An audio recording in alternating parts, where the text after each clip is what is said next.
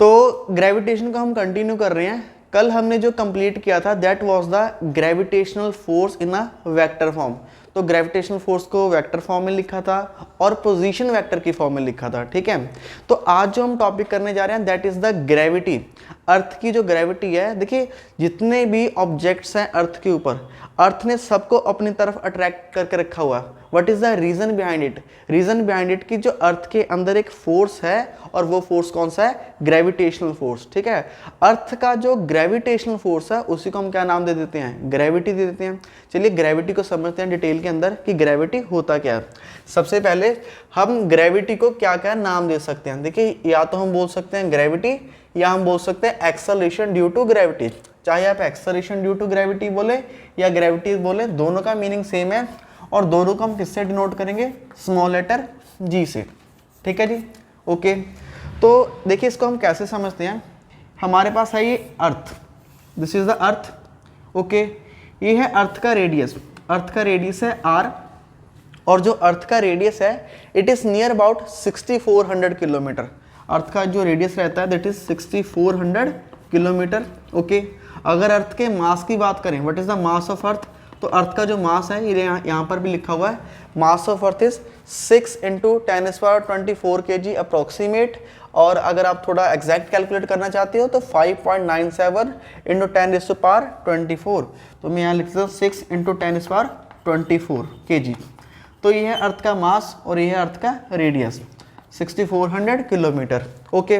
अब अर्थ की ग्रेविटी क्या है? देखिए अर्थ के ऊपर कोई भी ऑब्जेक्ट है, यहाँ पर ऑब्जेक्ट हो सकता है, यहाँ पर हो सकता है, यहाँ पर हो सकता है, यहाँ पर हो सकता है।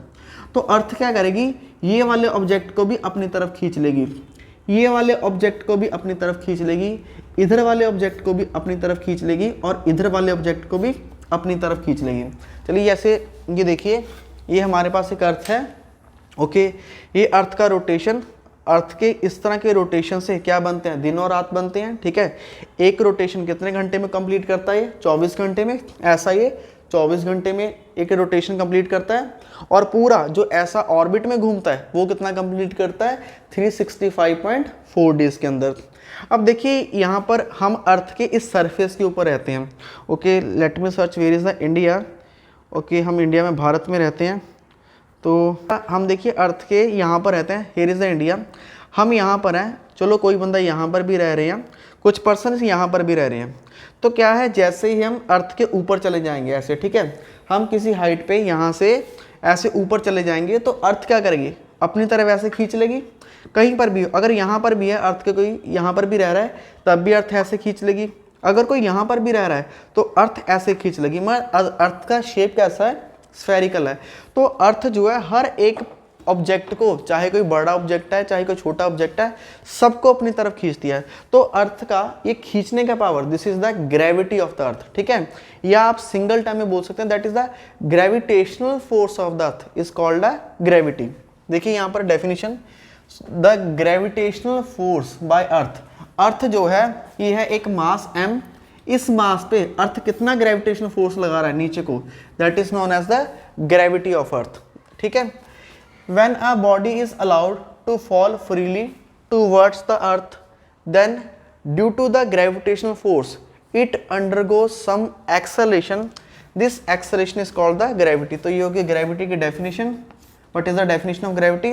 अगर अर्थ के ऊपर हम किसी भी ऑब्जेक्ट को फ्री छोड़ देते हैं, हम ऑब्जेक्ट को फ्री छोड़ देते हैं और ऑब्जेक्ट जो है फ्रीली अर्थ की तरफ आ रहा है, तो वो जितनी एक्सेलरेशन से, जितनी ताकत से नीचे की तरफ आएगा, अर्थ जितनी ताकत से उसको अपनी तरफ खींचेगी, उसको हम क्या नाम दे देंगे? Acceleration due to gravity, okay. चलिए अब एक्सेलरेशन ड्यू टू ग्रेविटी जो जी है इसको कैलकुलेट करते हैं, ओके। यहाँ पर देख लीजिए, ये जो अर्थ है, अर्थ का मास है m, और यहाँ पर अर्थ के ऊपर कुछ हाइट पे, h हाइट पे कोई ऑब्जेक्ट है जिसका मास है स्मॉल m, और यहाँ से अर्थ के सरफेस से इसकी हाइट कितनी है? h, okay. थोड़ा इसको सही कर लेते हैं, इनको इरेज कर देते हैं। यहाँ से ये जो अर्थ है, ये है अर्थ, अर्थ का रेडियस क्या है? r। इस रेडियस से कुछ हाइट पे कोई अनदर मास है m। अब ये m और ये जो अर्थ है, इन दोनों के बीच क्या पैदा हो जाएगा? ग्रेविटेशनल फोर्स पैदा हो जाएगा, क्योंकि हमने पढ़ा हुआ है ये है छोटा m और यहाँ पर अर्थ, ओके, ये है इसका सेंटर। इन दोनों के बीच का डिस्टेंस कितना है, इनका बीच का डिस्टेंस हो गया r प्लस एच। देखिए ये हो गया r और ये हो गया h, so r plus H is the total distance. तो इन दोनों के बीच का टोटल डिस्टेंस कितना हो गया, r प्लस एच। अब इन दोनों के बीच में जो अट्रैक्टिव फोर्स लग रहा है, तो वो अट्रैक्टिव फोर्स कैसे कैलकुलेट कर सकते हैं। This formula of attractive force is g m1 is the mass of earth, m2 is the mass of this planet, divide by square of distance between them. तो इन दोनों के बीच का डिस्टेंस कितना है, r प्लस एच। मतलब ये दोनों एक दूसरे को ऐसे खींच रहे हैं, अट्रैक्ट कर रहे हैं, ठीक है। तो ये हो गया अट्रैक्टेंट का फॉर्मूला, ओके। अब देखिए ये जो ऑब्जेक्ट है ऐसे नीचे की तरफ आ रहा है, ठीक है, ग्रेविटी इसको खींच रही है। जब ये ऐसे नीचे को आएगा, तो जब ये नीचे को आएगा इस पर कितना फोर्स काम करेगा। तो फोर्स का फॉर्मूला हमने क्या पढ़ा, फोर्स का फॉर्मूला न्यूटन सेकंड लॉ से पढ़ा हुआ है, मास इनटू एक्सेलरेशन। तो जब ये ऑब्जेक्ट नीचे को आएगा, इस पर फोर्स काम कर रहा है, मास इनटू एक्सेलरेशन। इस एक्सेलरेशन को हम क्या लिख सकते हैं, mass into acceleration due to gravity, ठीक है। ये ए को आप रिप्लेस कर सकते हो जी से, ओके। और मास कौन सा लेंगे, जो यहाँ पर ऑब्जेक्ट है, जो ऑब्जेक्ट नीचे की तरफ जा रहा है उसी पे तो फोर्स काम करेगा, बिल्कुल।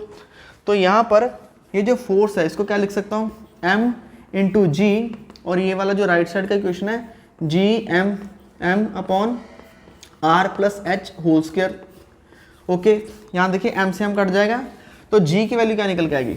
अब g की वैल्यू निकल के आ रही है, that is G M upon r plus h whole square. देखिए अब r plus h whole square की जगह मैं यहाँ पर सिर्फ r का स्क्वायर लिख दूंगा और h को क्या कर देंगे, नेग्लेक्ट कर देंगे। h जो है इसको हम कर देंगे नेग्लेक्ट। क्यों नेग्लेक्ट कर देंगे, देखिए हमें जो फॉर्मूला चाहिए एक स्टैंडर्ड फॉर्मेट में चाहिए। मतलब अगर इस h को मैं ज़ीरो कर देता हूँ तो क्या मतलब है, h ज़ीरो हो जाएगी। देखिए ये वाला h अगर ज़ीरो हो जाता है तो हम मान लेंगे ये जो ऑब्जेक्ट है यहाँ पर आ जाएगा, इस पॉइंट पे आ जाएगा, ठीक है। और इस पॉइंट को हम नाम देते थे s, that is the gravity at the surface of the अर्थ। क्योंकि h का जीरो होने का मतलब है हाइट है नहीं, अर्थ के ऊपर हाइट है नहीं, तो यहाँ पर हम बिल्कुल नीचे आ जाएंगे इस पॉइंट पे, that is gravity at the surface.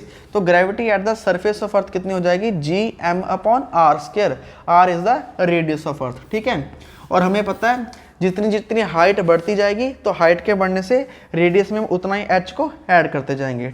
अब ओके, इनकी वैल्यू पुट करते हैं। G is the gravitational constant 6.67 10⁻11। m is the mass of earth, mass कितना अर्थ का, ये देखिए दैट इज 6 इंटू 10⁻24 kg, ये अर्थ का मास है, divide by radius of earth. Earth का रेडियस कितना होता है 6400 किलोमीटर, किलोमीटर के बना देंगे हम मीटर, ओके। और यहाँ पर इसका स्क्वायर भी करेंगे, नीचे r स्क्वायर है। इस सब को कैलकुलेट करने के बाद हमारे पास जो है निकल के आएगा आंसर 9.8, दैट इज 9.8, और ऐसा यूनिट लगाएंगे 9.8 मीटर पर सेकंड स्क्वायर, ठीक है। तो ये है अर्थ की gravity small g. What is the value of small g, small g is 9.8 metre per second square. मतलब अर्थ के ऊपर कोई भी ऑब्जेक्ट है, अर्थ सभी ऑब्जेक्ट को जब अपनी तरफ खींचता है, अट्रैक्ट करता है, तो कितना ग्रेविटेशनल फोर्स लगाता है, that is 9.8 metre per second square. उस ग्रेविटेशनल फोर्स जो अर्थ का ग्रेविटेशनल फोर्स है, मतलब अर्थ की ताकत किसी को खींचने की, उसको हमने नाम दे दिया ग्रेविटी। और उस ग्रेविटी की न्यूमेरिकल वैल्यू कितनी रहेगी, 9.8 metre per second square, okay. ये जो हमने 9.8 मीटर पर सेकंड स्क्वायर निकाला है, याद रहे ये हमने कहाँ पे निकाला है, on the surface of earth, ठीक है। अगर हम अर्थ के सरफेस से ऊपर चले जाएंगे तो ये वैल्यू वेरी करेगा, अगर सरफेस से अंदर आ जाएंगे, अर्थ के अंदर आ जाएंगे, तब भी ये वेरी करेगा। तो ये जो जी है ये वेरी करता रहता है। कैसे इसके वेरिएशंस आएंगे ये भी हम एडवांस लेक्चर्स के अंदर देखेंगे, ओके।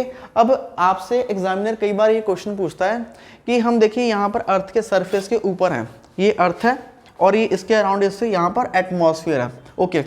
हमने सेम हाइट से यहाँ पर अर्थ के ऊपर सेम हाइट से दो ऑब्जेक्ट्स को रिलीज किया।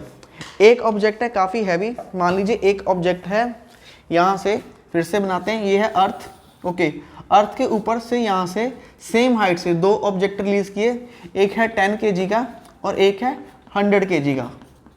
तो दोनों में से पहले कौन निकल के आएगा, दोनों में से पहले नीचे कौन पहुंचेगा, ओके। तो मोस्ट ऑफ स्टूडेंट्स का आंसर होगा दैट इज 100 kg वाला, क्योंकि 100 kg वाला भारी है और जो भारी ऑब्जेक्ट होता है वो काफ़ी जल्दी नीचे आके गिर जाता है compare to the lighter one. Okay, पर एक्चुअल में क्या है, देखिए एक्चुअल में क्या है, अगर अर्थ के ऊपर एटमॉस्फेयर ना हो, एटमॉस्फेयर को मतलब मैं निगलेक्ट कर रहा हूँ, हमें पता है near about 8 kilometre above the surface of earth, earth के 8 किलोमीटर तक जो है गैसेस रहती हैं, एयर का प्रेशर रहता है। अगर मैं उनको निगलेक्ट कर दूं, मान लीजिए अर्थ के ऊपर एयर है ही नहीं, ठीक है, अगर एयर नहीं है तो एयर रेजिस्टेंस नहीं होगा। जैसे देखिए ये ऑब्जेक्ट है, हम यहाँ पे अर्थ पे खड़े हैं, अगर मैं यहाँ से रिलीज करता हूँ तो इसके नीचे एयर है, एयर काम कर रहा है, तो एयर इसको ऊपर को फोर्स लगाएगा, ग्रेविटी इसको नीचे को खींच रही है और एयर इसको ऊपर को फोर्स लगा रहा है। इसी के कारण ये नीचे को गिरना चाह रहा है, कितनी एक्सेलरेशन से, 9.8 एक्सेलरेशन से, पर जब ये ऐसे नीचे को गिर रहा है, नीचे वाली हवा इसको ऊपर को लेके जा रही है और वो इसकी एक्सेलरेशन को कम कर रही है। ठीक है, ये आपको समझ में आया, तो एक्सेलरेशन ऐसे कम हो जाएगी। अगर मैं यहाँ पर क्या नेग्लेक्ट कर दूं, हम यहाँ पे मान लेते हैं जो एयर रेजिस्टेंस है, एयर रेजिस्टेंस को अगर हम कर दें 0, air resistance that is equal to 0, मतलब अर्थ के ऊपर एयर नहीं है, तो क्या होगा, 10 kg वाला और 100 kg वाला दोनों ही ऑब्जेक्ट सेम स्पीड से गिरेंगे और सेम टाइम पे पहुंचेंगे। ठीक है, 100 kg वाला भी और 10 kg वाला, इवन अगर ये 1000 kg हो और ये 10 kg हो, इतना डिफरेंस भी होगा, जितना मर्जी डिफरेंस हो, तो दोनों ही इकट्ठे पहुंचेंगे। कारण क्या, देखिए फॉर्मूले में देखिए, कारण आपको फॉर्मूले में मिल जाएगा। जो ये क्या है, ये अर्थ की ग्रेविटेशनल फोर्स है, अर्थ की ग्रेविटी है। जो अर्थ की ग्रेविटी है वो किस पे डिपेंड कर रही है, वो मास पे डिपेंड कर रही है। देखिए जी तो हमेशा कांस्टेंट रहता है और अर्थ का रेडियस भी क्या रहता है, हमेशा कांस्टेंट रहता है। ये 6400 किलोमीटर ये लिखा और जी की वैल्यू ये लिखी, पर जो मास है ये किसका मास है, ये मास अर्थ का है। मतलब जब हम एक प्लेनेट की ग्रेविटी की बात करते हैं, सिंगल प्लेनेट की ग्रेविटी, तो सिंगल प्लेनेट की ग्रेविटी सिर्फ उस प्लेनेट के ही मास पे डिपेंड करती है, किस मास पे डिपेंड नहीं करती, गिरने वाले के। जैसे यहाँ पर देखिए ये जो ऑब्जेक्ट गिरने वाला है इसका मास स्मॉल m है, पर अर्थ का मास कितना है, कैपिटल M। तो ये जो गिरने वाला ऊपर से नीचे की तरफ गिरेगा, इस मास पे तो डिपेंड ही नहीं कर रहा। मतलब देखिए फॉर्मूले में कहीं भी स्मॉल m है क्या, बिल्कुल नहीं है। फॉर्मूले में क्या है हमारे पास, सिर्फ कैपिटल M है। ठीक है, तो ऐसे जो है इसको चलो प्रैक्टिकली करके देखते हैं। अगर मैं प्रैक्टिकली करके देखूँ तो देखिए मैं यहाँ पर 2 ऑब्जेक्ट कंसीडर कर रहा हूँ। ये मेरे पास है एक नोटबुक है, काफ़ी हैवी है, देख सकते हैं कितने सारे भरकम पेजेस लगे हुए हैं, और इसके सामने में एक लाइट वेट बिल्कुल ही एक स्पंज है, ये डस्टर ले रहा हूँ। अगर देखिए मैं यहाँ से काफ़ी सारी हाइट से, मैं इतनी हाइट से रिलीज कर रहा हूँ, okay, approximate the height of board, इतनी हाइट से रिलीज करूँगा, दोनों को सेम टाइम पे छोड़ूंगा, तो आप ध्यान से देखिएगा कि जो नोटबुक है वो पहले आ जाएगी। ओके, अभी ये नोटबुक जो है पहले आ चुकी है।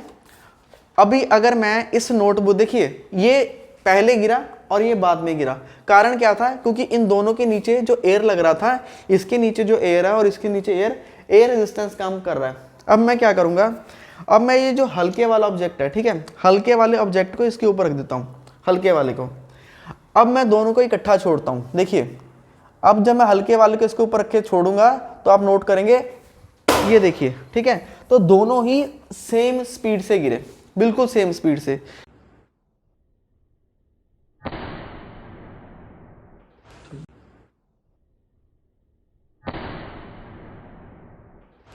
कारण क्या है, देखिए जब मैंने ये हल्के वाले को इसके ऊपर रखा तो सबसे पहले ये भारे वाला जो नीचे नोटबुक है ये नीचे की तरफ आ रही थी।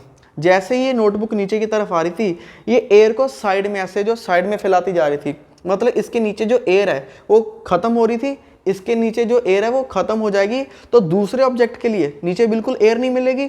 अगर एयर नहीं मिलेगी तो ये इसके साथ ही ऐसे नीचे आ जाएगा। ठीक है, तो मतलब इस ऑब्जेक्ट के लिए क्या बन जाएगा, ग्रेविटी जो नीचे का सरफेस है वैक्यूम बन जाएगा।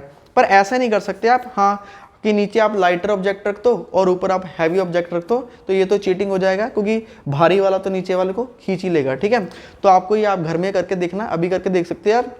लाइटर ऑब्जेक्ट को ऊपर रखना है और भारी वाले को नीचे रखना है, दोनों ही सेम स्पीड से आएंगे। इवन आप इससे भी हल्का ऑब्जेक्ट रख के देख सकते हो। ठीक है, तो ये हो गया ग्रेविटी के बारे में।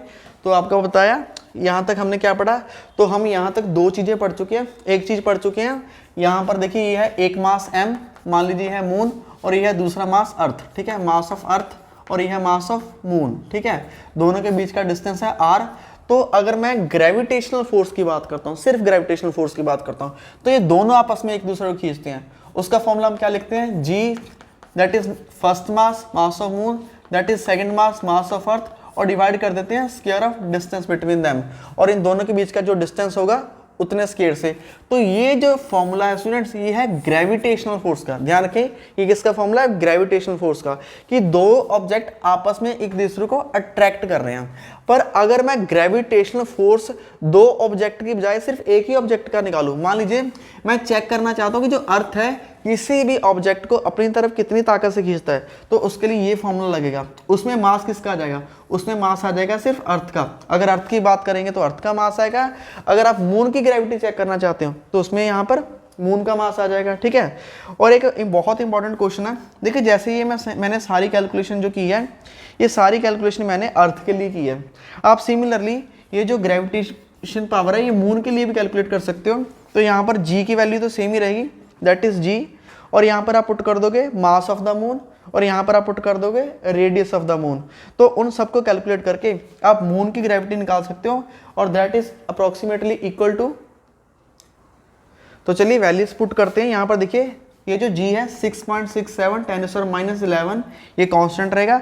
अब मास मून का हम यहाँ पुट करेंगे क्योंकि मून की ग्रेविटी निकाल रहे हैं, तो यहाँ पे मून का मास पुट किया 7.34 10⁻22 kg, और यहाँ पर रेडियस, जो मून का रेडियस है 1737.4 किलोमीटर का स्क्वायर। किलोमीटर को आप मीटर में चेंज कर सकते हैं। इसको कैलकुलेट करेंगे, ये आ जाएगा 1.62। देखिए जो मून की ग्रेविटी कितनी कम है compare to the gravity of earth. ये है ग्रेविटी अर्थ की और ये है ग्रेविटी मून की। तो जो मून की ग्रेविटी इतनी कम होने के कारण क्या है, जो वेट है हमारा मून पे बहुत कम हो जाता है, क्योंकि जो वेट का फॉर्मूला क्या रहता है, वेट का फॉर्मूला रहता है मास इनटू ग्रेविटी। ओके, अगर हम अपना वेट यहाँ पर कैलकुलेट कर रहे हैं, अर्थ के ऊपर कैलकुलेट कर रहे हैं, तो यहाँ पर हम ग्रेविटी अर्थ की पुट करेंगे, ठीक है। अगर यही हम अपना वेट मून पे कैलकुलेट करेंगे तो वहां पर मून की ग्रेविटी कैलकुलेट करेंगे। तो जो मून की ग्रेविटी है 6 टाइम लाइटर है, the gravity of the moon is 6 time lighter. Okay, तो the gravity of moon is 6 time.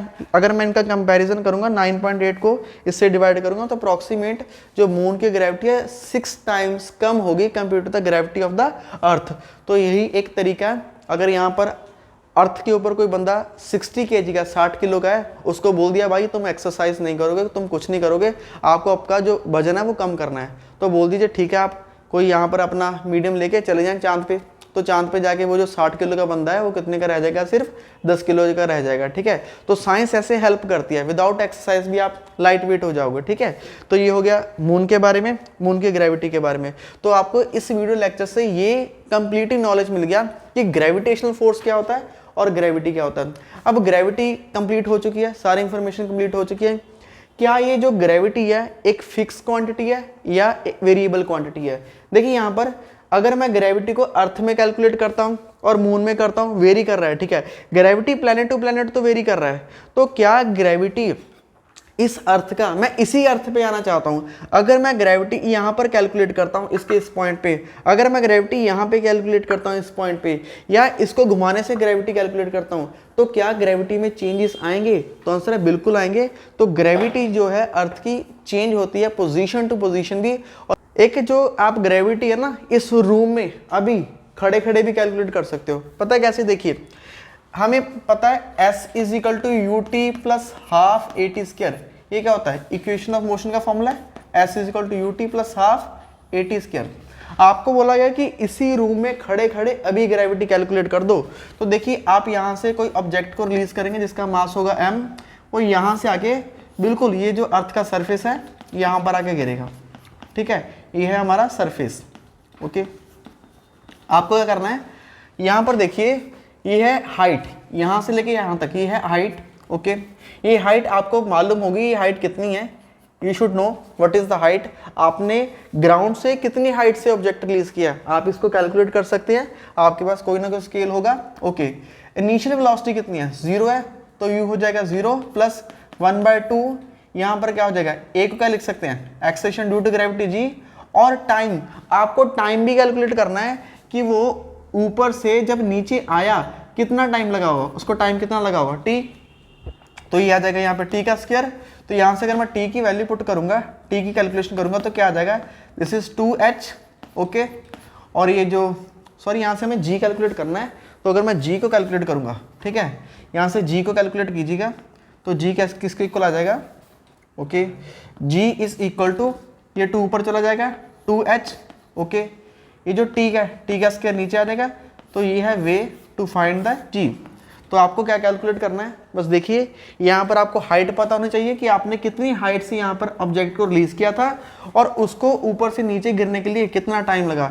ये सारे पैरामीटर्स की वैल्यू पुट कीजिए, ये अप्रॉक्सीमेट 9.80 आएगा मीटर पर सेकेंड स्क्वायर। थोड़ा बहुत जो चेंज होगा वो एयर रेजिस्टेंस के कारण आ जाएगा। तो ऐसे भी जो आप ग्रेविटी कैलकुलेट कर सकते हैं। एक मेथड और है, that is using the simple pendulum. हम सिंपल पेंडुलम वाला भी आपको एडवांस लेक्चर्स में बताएंगे, ओके। तो अगर आपको वीडियो अच्छा लगता है तो प्लीज़ लाइक शेयर सब्सक्राइब करें, अगर आपके लिए थोड़ा सा भी हेल्पफुल है। अब देखते हैं वेरिएशन ऑफ ग्रेविटी।